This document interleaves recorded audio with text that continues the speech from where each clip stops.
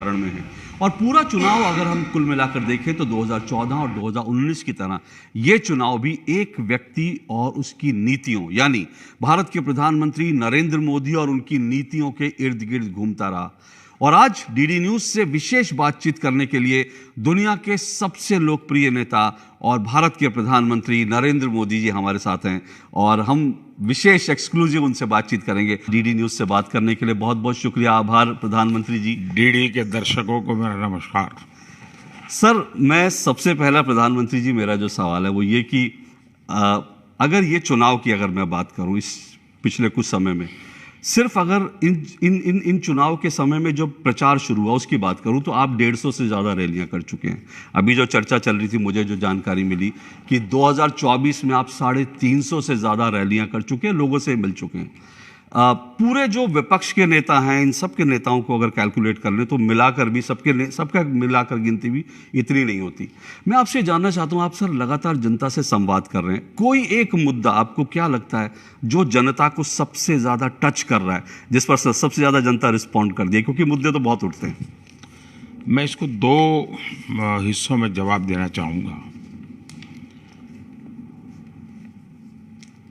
लोकतंत्र में चुनाव एक बहुत बड़ा उत्सव होता है और उत्सव की सबसे बड़ी विशेषता है कि जिसमें मतदाताओं को एजुकेट करने का एक मास स्केल पर मूवमेंट शुरू हो जाता है। मीडिया के द्वारा, इन्फ्लुएंसर्स के द्वारा, ओपिनियन मेकर्स के द्वारा, पॉलिटिकल पार्टीज के द्वारा, लीडर्स के द्वारा।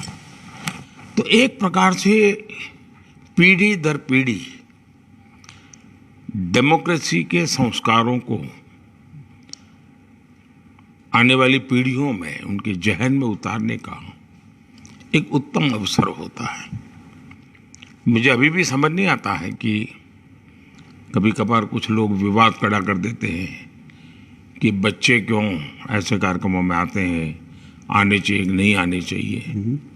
लेकिन जब हम छोटे थे तो एक मन में रहता था कि देश के नेताओं को देखे, सुने और एक क्यूरियोसिटी रहती थी। पर आजकल पता नहीं किस कारण से एक विवाद में वो सारे विषय चले गए हैं। मैंने अपना मन अभी बनाया नहीं कि उसमें मुझे ओपिनियन क्या देना चाहिए। दूसरा, जो सरकार है या राजनीतिक दल है, वो जनता को अकाउंटेबल होनी चाहिए। उन्होंने अपने काम का हिसाब देना चाहिए और चुनाव में उन्होंने जिस भी फॉर्म में जाए, ये उनका काम है। दूसरा काम है भविष्य में वो क्या करेंगे, कैसे करेंगे, किसके लिए करेंगे, कब तक करेंगे। ये काम करने के लिए उनके पास क्या रोड मैप है, क्या रिसोर्सेज हैं, किस प्रकार का मैकेनिज्म है, ये सारी बातें उन्होंने देश के सामने रखनी चाहिए। एक एक वाक्य में 4-6 चीज़ें बोल करके लोगों को गुमराह करते रहना ये उचित नहीं है। तो ये सारी बातें एक तो इलेक्शन में, इन सब के परिप्रेक्ष्य में देखो तो जो दूसरा पहलू है मेरे मन में, मैं चुनावों को एक प्रकार से जनता जनार्दन के दर्शन का अभियान मानता हूँ। मैं हिंदुस्तान के कोने कोने में जाता हूँ, देशवासियों के दर्शन करता हूँ और मैं बिना संकोच कहता हूँ कि मेरे लिए ईश्वर के 2 रूप हैं, एक साकार, एक निराकार। जो साकार रूप है वो 140 करोड़ मेरे देशवासी हैं, वो मेरा ईश्वर का साकार रूप है। जो निराकार रूप है वो न मैंने देखा है, न कोई किसी ने देखा, उसको मैं मिला हूँ। और इसलिए मेरे लिए ये ईश्वर आराधना जैसा कार्यक्रम होता है। जनता जनार्दन के दर्शन करना, उनके मनोभावों को समझने का प्रयास करना, कहीं कहीं पर संवाद करने का अवसर मिलता है और ये मेरी निरंतर प्रक्रिया चलती है। चुनाव में ज़रा ज़्यादा चलती है। जहाँ तक क्या अनुभव मैं कर रहा हूँ जी, मैंने लंबे अरसे तक चुनाव लड़वाए भी हैं और लड़े भी हैं। बिल्कुल। लेकिन एक जमाना ऐसा था, चुनाव में ज़्यादातर जाति, बिरादरी और ऐसी खुल करके चर्चा करने की एक फैशन भी थी और उस चीज़ों को अपील करने का प्रयास भी होता था। गुजरात से मेरा अनुभव है कि अब धीरे धीरे देश, मेरा गुजरात के समय की मैं बात करता हूँ, 10 साल पहले की, विकास के एजेंडे को पॉलिटिकल पार्टियां छूती ही नहीं थी। लेकिन गुजरात में मैंने सभी दलों को मजबूर कर दिया था, विकास पर ही बात होगी, करनी पड़ेगी। अब मेरे लिए खुशी की बात है कि जनता विकास के मुद्दों पर बात करती है। पॉलिटिकल पार्टी अगर विकास की बात नहीं करती तो इरेलेवेंट हो जा रही है। और लोगों के एस्पिरेशंस बहुत हाई है। अब मुझे याद है, एक जमाना ऐसा था कि गांव वाले क्या चाहते हैं, भाई कम से कम इस बार अगर अकाल का समय आ जाए और मिट्टी का काम हो तो हमारे यहाँ रोड बनवा दीजिए, मिट्टी हमारे यहाँ डाल दीजिए। आज गांव का व्यक्ति भी कहता है, साहब 4 लेन रोड बनाइए ना, पावर रोड बनाइए ना। एस्पिरेशंस बहुत ही तेजी से बढ़ रहे हैं और इसलिए मैं देख रहा हूँ विकास यही एक मुद्दा है, विकास यही एक आकांक्षा है और विकास के लिए ही देश का मतदाता कमिटेड है। यानी आपको लग रहा है कि डेवलपमेंट के मुद्दे पर जब आप लोगों से संवाद करते हो तो उस पर लोगों का रिस्पांस जो है ज़्यादा बेहतर होता है? बहुत, जो लोगों को यही चीज़ें ज़्यादा अच्छी लगती है। लेकिन गोल बोल अगर बातें करते तो नहीं लगता है, आपको उनको स्पेसिफिक कहना पड़ता है कि देखिए ये होने से ऐसे ऐसे होगा, तो बिल्कुल उसका इन्वॉल्वमेंट होता है। और फिर आप अगर 6-8 घंटे के बाद गांव में जाएंगे तो गांव के अंदर चौराहे पर इसी विषय की चर्चा होती रहती है। ये आपको फीडबैक कैसे मिलती है? मैं एक तो खुद बहुत ग्रास रूट लेवल पर जुड़ा हुआ हूँ, फिर मैं हर चीज़ का एनालिसिस करता भी हूँ, करवाता भी हूँ, और मैं सब प्रकार के, मेरे इंफॉर्मेशन चैनल बहुत है। मैं कोई अखबार पढ़ के पता नहीं लगता मुझे कि क्या चल रहा है, और लाइव रहता है मेरा सब चीज़ों से, और उसके कारण मुझे जानकारियाँ सही ढंग की मिलती। दूसरा, मुझे अच्छा लगे ऐसा बताने का मेरे यहाँ कोई परंपरा नहीं है। जो अच्छा है, जो सही है, उसी को बताना, यहाँ तक सीमित हो जा रहा था नहीं। बुरा है तो भी बताना, उतने ही अच्छे ढंग से बताना। यानी हर प्रकार की इंफॉर्मेशन मेरे यहाँ फिल्टर हुए बिना आती है। आपने प्रधानमंत्री जी जो संसद में पहला भाषण दिया था 2014 में, जब पहले बार आप आए, तो मुझे अभी भी याद है, आपने कहा था कि जो डेमोक्रेसी में जो सबसे मजबूत जड़ी बूटी है वो आलोचना है।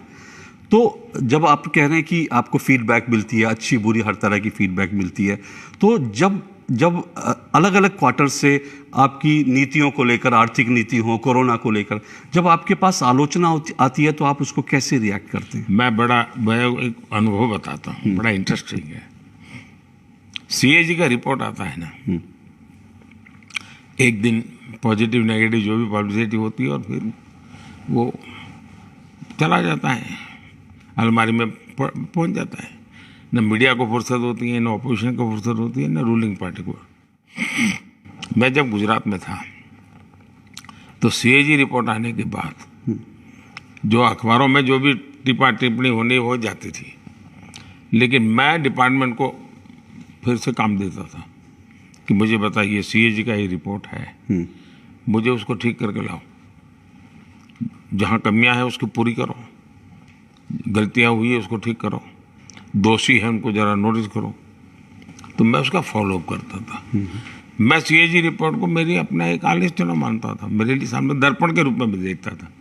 मैं सीएजी की आलोचना नहीं करता था।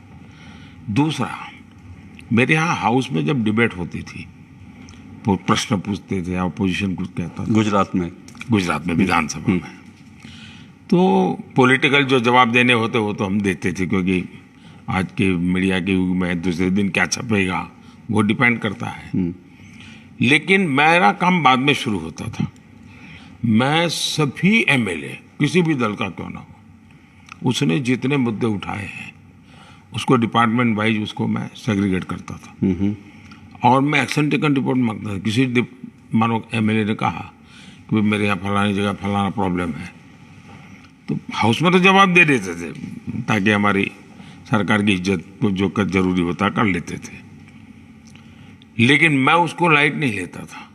और मेरे यहाँ तो स्थिति ऐसी आ जाती थी कि 5 साल का सरकार का टेन्योर हो, 3 साल के बाद ऑपोजिशन के पास कुछ शिकायत करने का कुछ बचता ही नहीं था, क्योंकि उसकी शिकायत को भी मैं एड्रेस करता था। तो ऐसा मेरा आलोचना के संदर्भ में है। मैं कोई भी आलोचना को बड़ी गंभीर लेता हूँ, सीरियस लेता हूँ। देश का दुर्भाग्य ये है कि मीडिया में कंपटीशन इतनी है कि उसके पास उतना रिसर्च करने का टाइम नहीं बचा है। मीडिया पूरी की तरह 80% मीडिया सूत्रों के भरोसे जीता है, सूत्रों के हवाले से उनकी गाड़ी चलती है। तो रिसर्च करने वाली जो काम चाहिए उसकी कमी है। ऑपोजिशन के पास भी जरा चटाकेदार चीजें हो तो बाजार में मजा आएगा, तो वो भी एक आध शब्द सुन लिया तो उसमें से स्टोरी बना करके बड़ा मार देते हैं। कभी कभार ये पब्लिसिटी के लिए करना, ये जो परंपरा बनती गई है, उसके कारण आरोप का एलिमेंट करीब 100% आरोप ही चलते हैं।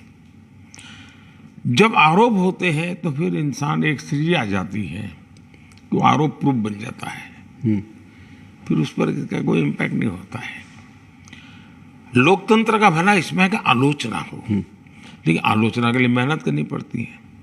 मानो अगर मोदी ने कहा कि भाई मैंने 4 करोड़ घर बनाए, तो आलोचना करनी है तो भाई सचमुच में 4 करोड़ बने क्या, इस गांव में इतने कहे थे तो बनो क्या, बने वो जो क्वालिटी बताते थे वो क्वालिटी वाले बने कि नहीं बने, जिसको पैसा देना था उसको उतना पैसा मिला कि नहीं मिला, क्या बीच में कोई बिचौलिया खा, सारा स्टडी करना पड़ता है, वो नहीं होता है।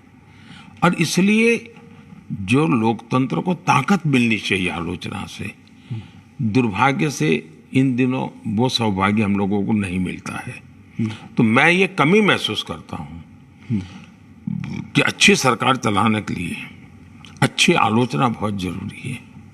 और मैं तो ईश्वर से प्रार्थना करता हूँ कि सदन में भी ऐसे लोग चुन करके आए जो विपक्ष में हो, मेहनत करे, अच्छा स्टडी करे, सरकार की कमियों को निकाले, तो देश का भला होगा, बुरा नहीं है उसमें। अच्छा प्रधानमंत्री जी, जैसा आपने कहा कि आप तो लोगों से संवाद करते हैं, इस बार जब लोग वोट डाल रहे हैं, क्योंकि जब 2014 में आपकी सरकार आई थी, 3 दशक के बाद ऐसा हुआ था कि एक पार्टी को बहुमत की सरकार मिली थी, और कहीं ना कहीं लोग शायद चाहते थे एक स्थायी, एक मजबूत सरकार हो। लेकिन इस बार जब लोग वोट डालने जा रहे हैं तो कोई एक पार्टी ऐसी नहीं है बीजेपी को छोड़कर जिसने 272 सीटों पर जो है बहुमत के आंकड़े के करीब अपने उम्मीदवार भी उतारे हों। तो क्या लोगों के जहन में ये बात है कि हम एक ऐसी सरकार चाहते हैं जो 2014 की तरह, 2019 की तरह स्थायी हो, या गठबंधन की सरकार से गुजारा हो जाएगा? देखिए, गठबंधन की सरकारों के भी रूप रंग अलग रहे हैं। अटल जी की भी सरकार की तो गठबंधन वाली थी, लेकिन उसमें एक डिसिप्लिन थी, साथी दलों के लिए रिस्पॉन्सिबिलिटी थी। जो मुख्य पार्टी थी भाजपा, उसकी भी रिस्पॉन्सिबिलिटी थी, और एक कॉम्प्रिहेंसिव, एक इंटरकनेक्टेड ऐसी अच्छे से सरकार चलती थी। मनमोहन सिंह जी की भी सरकार थी, गठबंधन की थी, लेकिन उसमें एक तो एक सुपर सीएम थे जो रिमोट कंट्रोल से सरकार चलाते थे, दूसरा हर मिनिस्ट्री अपने आप को स्वतंत्र सरकार मानती थी, हर मिनिस्टर अपने आप को प्रधानमंत्री मानता था। तो ये जो 10 साल बाद में गए, अटल जी का भी गठबंधन का था, लेकिन वो कैरेक्टर एक डिसिप्लिन कैरेक्टर वाला गठबंधन था। अटल जी का व्यक्तित्व भी इतना ऊंचा था कि लोग उनको हर चीज में स्वीकार करते थे। लेकिन बाद में ये सुपर सीएम वाला, पीएम वाला मामला आ गया और एक सरकार सेपरेट चलने लग गई, पैरेलल चलने लग गई, तो स्थितियां बहुत बिगड़ गई। फिर कोई किसी को पूछने वाला नहीं था। उसके कारण उसी की बीमारी आज भी आई है। अभी देखिए इनका इंडी गठबंधन के अंदर चर्चा क्या है कि भाई 5 साल 5 प्रधानमंत्री। 5 साल 5 प्रधानमंत्री, एक्चुअली वो ये प्रयोग अलग से हो चुका है, बोले बिना। हर डिपार्टमेंट अगर वो साथी दल का था तो वो अपने आप को एक सरकार मानता था। अच्छा। वो किसी को पूछता नहीं था। तो एक प्रकार से बिखरी हुई व्यवस्था थी। अभी भी ये उसी दिशा में जाना चाहते हैं, 5 साल 5 प्रधानमंत्री। ये अगर सोच होगी तो देश कैसे चलेगा। देश ने 30 साल के बाद जब 2014 में एक सरकार चुनी तो वो पुरानी सरकार के प्रति गुस्सा भी था।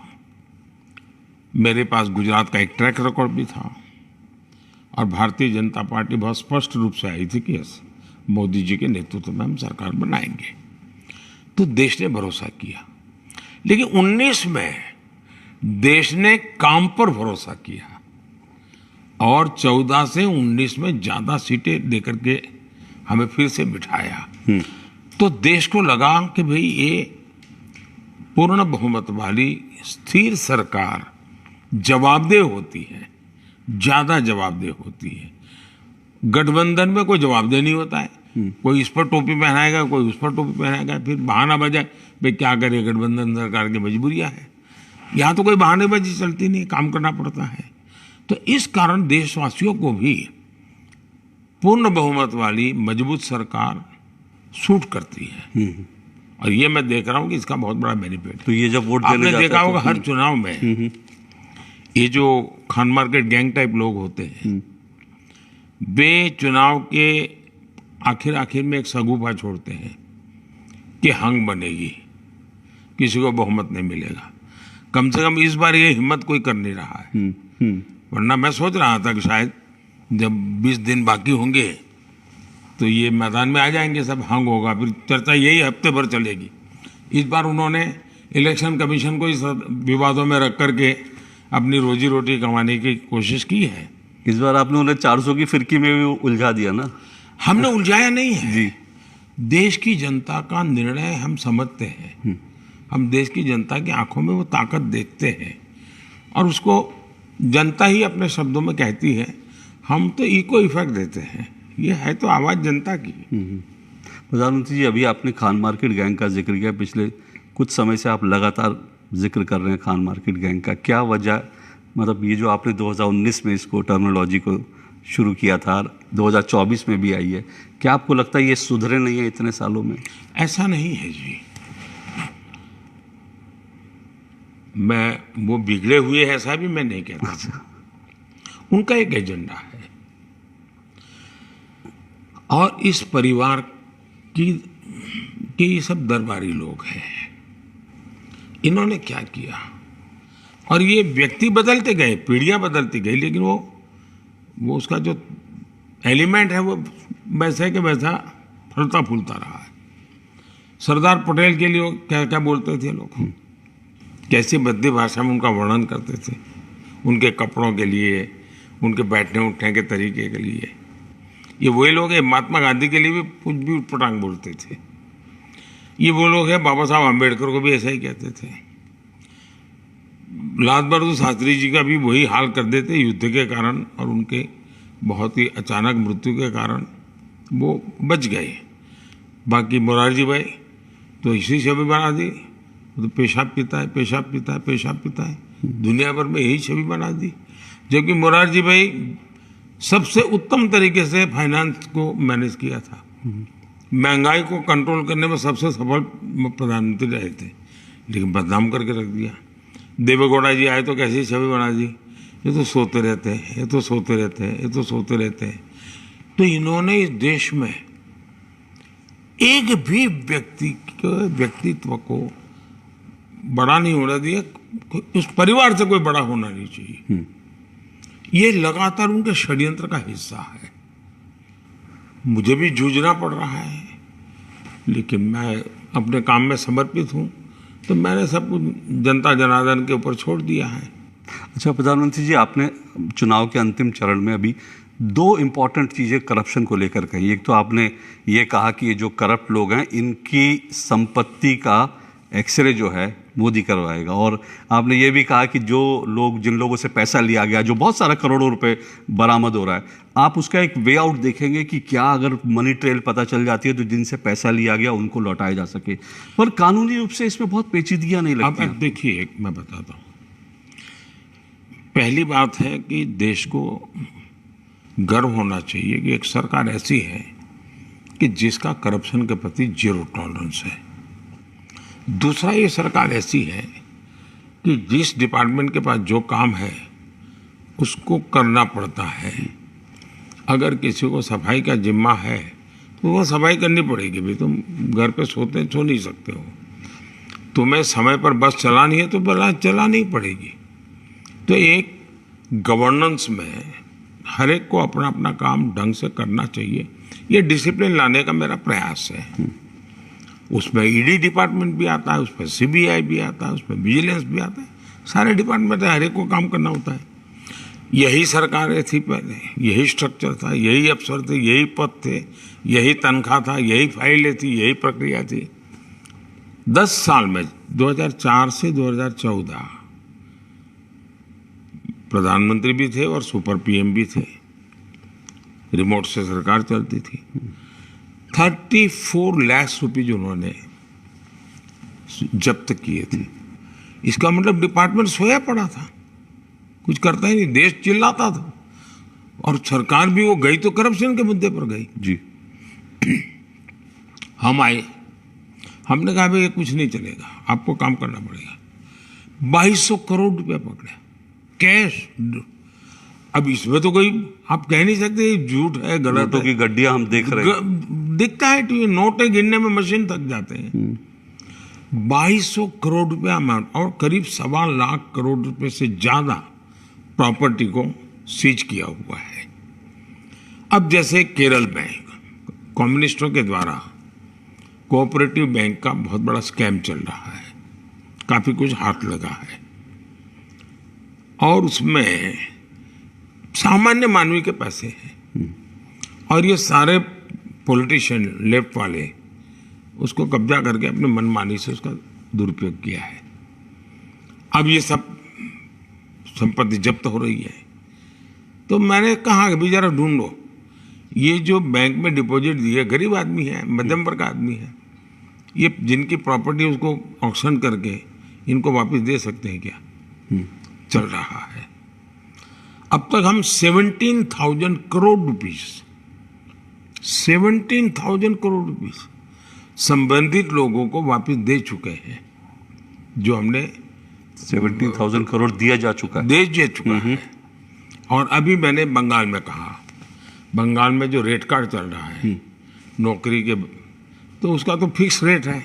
कोई किसी को अगर उसके पास कुछ नहीं और वो बता सकता है मैंने उस दिन बैंक से उठाया, मैंने दिया, ये मिलेगा। तो मैंने कहा कि भाई कानूनी व्यवस्था बताओ मुझे कि 3,000 करोड़ रुपीज हमारे पास वहाँ के हैं, क्या इन लोगों को मैं पैसे दे सकता हूँ? कोई गरीब का पैसा है, उसको वापस मिलना चाहिए। ये सरकार के खजाने में क्यों जाना चाहिए? तो उस दिशा में मैं काम कर रहा हूँ। और एक्सरे कैसे करवाएंगे सर? जहाँ तक एक्सरे का सवाल है, सरकार उनसे पूछेगी भाई कि बताइए भाई आप कुछ कमाते धमाते हो नहीं तो इतने रुपये आए कहाँ से? सिर्फ आप उनके चुनाव के जो नामांकन पत्र है उसके अमाउंट का एनालिसिस करो ना। बहुत सारे नेता लपेटे में आएंगे सर। भाई कोई नेता ही पहले आने चाहिए। ये देश के सामान्य मानवियों को परेशान करने के जमाने चले गए। सबसे पहले ऊपर से ही होना चाहिए, सबसे पहले मोदी जवाबदेह होना चाहिए, ये मेरा मत है। अच्छा प्रधानमंत्री जी, आप ना कॉर्पोरेटिव फेडरलिज्म की आपने बहुत बात करी 10 सालों में। क्या आपको लगता है करप्शन के मुद्दे के कारण इसको जमीन पर उतारने में कहीं कहीं दिक्कतें आती हैं, इस भावना को? क्योंकि दिल्ली जैसा राज्य है, पश्चिम बंगाल जैसा राज्य है, करप्शन के इशू पर वहाँ के मुख्यमंत्रियों की केंद्र के साथ सीधा टकराव होता है, तो ये भावना में आपको लगता है कि दिक्कत आती है कहीं? पहली बात है, मैं कॉम्पिटिटिव कोऑपरेटिव फेडरलिज्म के फिलॉसफी को लेकर के आगे बढ़ रहा हूँ। मैं चाहता हूँ फेडरलिज्म में केंद्र के द्वारा राज्यों के बीच अन्याय नहीं होना चाहिए। केंद्र के द्वारा केंद्र और राज्य के बीच बहुत ही सीमलेस संकलन होना चाहिए। मेरा उस दिशा में प्रयास होता है। कोविड में आपने देखा, मैं हर हफ्ते वीडियो कॉन्फ्रेंस करके सबको साथ लेकर के चलाने की कोशिश कर रहा था। G20 में आपने देखा, सभी राज्यों को अवसर दिया, मैंने सभी राज्यों को जोड़ा। कुछ राज्यों ने मदद की, कुछ राज्यों ने नहीं की, लेकिन हमने कोशिश पूरी की। कुछ राज्यों ने कहा हम खर्चा नहीं करेंगे, फिर भी हमने कहा भाई तुम्हारी फ़ोटो लगाओ, तुम जाके बैठो, तुम्हारी फ़ोटो निकले। हाँ, क्योंकि दुनिया में एक अच्छी छवि गई हमारी। तो हमारी कोशिश रहती है सबको साथ रखें। जहाँ तक भ्रष्टाचार के खिलाफ लड़ाई, ये मेरी पार्टी का एजेंडा है, जीरो टॉलरेंस। बहुत सी पार्टियां ऐसी हैं जिनको लगता है ये तो स्वाभाविक है, इसमें क्या बुरा है। अब देखिए, हमारे देश में पहले स्कूल में भी अगर कोई कॉपी करता था, यानी मैं जिस जमाने में पढ़ता था, और किसी को पता चल जाएगा ये कॉपी करता था, तो हफ्ते तक किसी को मुंह नहीं दिखाता था। जी। एग्जाम में चोरी करता है, ये बहुत बड़ा उसको कलंक लगता था। उसके परिवार के लोग भी पता चले कि बेटा उनका इसमें है, तो परिवार। आज दुर्भाग्य देखिए, जिनको सजा हो चुकी है, भ्रष्टाचार में सजा हो चुकी है, शासन का दुरुपयोग करते हुए भ्रष्टाचार किया है, पद का दुरुपयोग करते हुए किया है, उनको कंधे पे बिठा करके लोग महिमा मंडन कर रहे हैं। ये जो वैल्यूज में चेंज आया है, ये खतरनाक है। अगर भ्रष्टाचार को इस प्रकार से महिमा मंडन होता रहेगा तो बहुत अच्छा।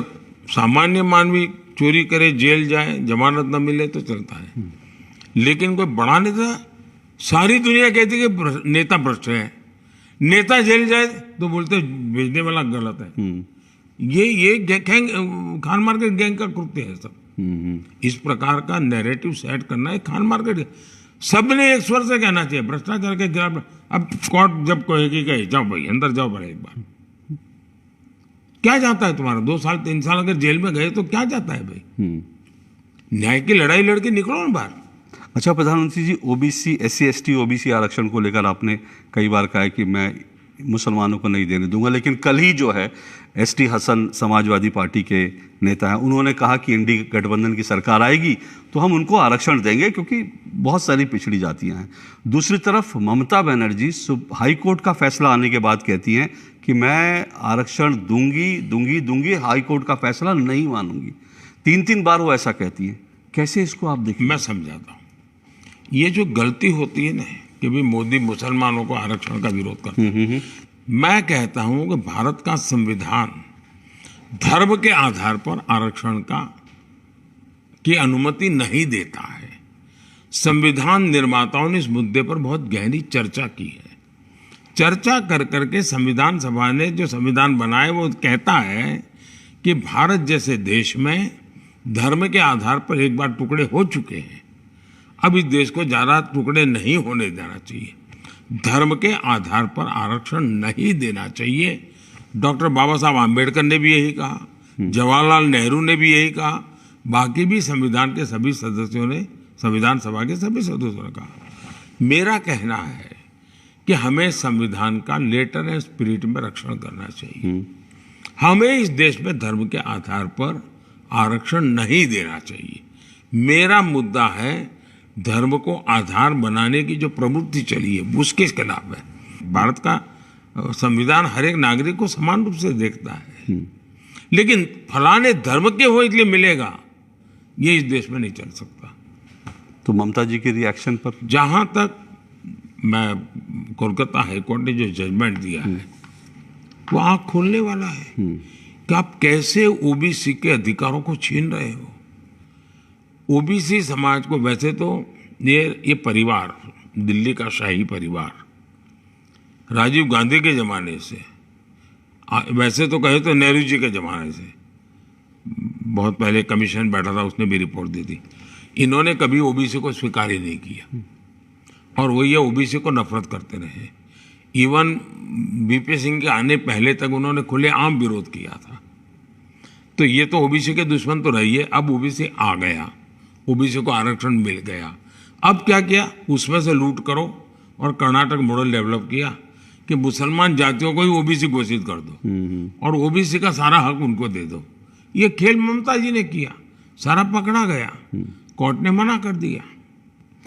और मैं जानता हूँ आप बहुत व्यस्त हैं। एक आखिरी सवाल आपसे पूछ रहा हूँ सर, आपने अपने लंबे राजनीतिक जीवन में बड़े चुनाव लड़े हैं, लड़वाए हैं, अभी भी आप हुए हैं, पर इस लंबे करियर में ये आपकी ज़िंदगी का पहला चुनाव है जब आप चुनाव की रैलियों से धूप में तप कर आते हैं, कोई माँ पूछने वाली नहीं होती कि भाई बेटा तुम अपना ख्याल तो रख रहे हो, विजय का आशीर्वाद देने वाली माँ जो है वो आज नहीं। तो पहला चुनाव आपका है, कैसे आप इसको कॉप अप कर पा रहे हैं? देखिए, मैं एक विरक्त व्यक्ति हूँ।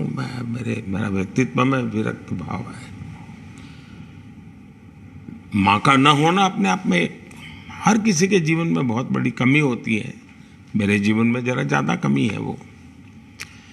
लेकिन मेरी माँ ने मुझे जो संस्कार दिए हैं, वो संस्कार भी तो मुझे देश के लिए समर्पण कर दिया है। तो आज देश की कोटि कोटि माताएं हैं, उन्हीं के प्रति उसी श्रद्धा भाव से आशीर्वाद लेकर के चलता हूँ। और अब तो मैं फील करता हूँ माँ गंगा ने मुझे गोद लिया है, तो वो भी मेरी एक माँ है, वो मेरी चिंता करती है। बिल्कुल, माँ गंगा। और लोग कह रहे हैं इस बार नए रिकॉर्ड के साथ वाराणसी में आप चुनाव जीतेंगे। आपको बहुत बहुत शुभकामनाएं सर। मेरा भी आपके सभी दर्शकों को बहुत बहुत धन्यवाद। बहुत बहुत शुक्रिया। और मेरा उनसे आग्रह है कि आने वाले दिनों में 2 चरण बाकी हैं, मतदान अवश्य करें और लोकतंत्र के उत्सव को एक लेटर एंड स्पिरिट में मनाएं, बिना कटुता मनाएं। और मैं तो कहूँगा कि 1 जून के बाद हर कोई जिसने जो बोलना था बोल दिया, जो कहना कहते हैं, उसी प्यार से साथ मिल करके कंधे से कंधा मिला करके चलें, देश की सेवा करें। बहुत बढ़िया सर। डीडी न्यूज़ से बात करने के लिए बहुत शुक्रिया, बहुत बहुत बहुत धन्यवाद।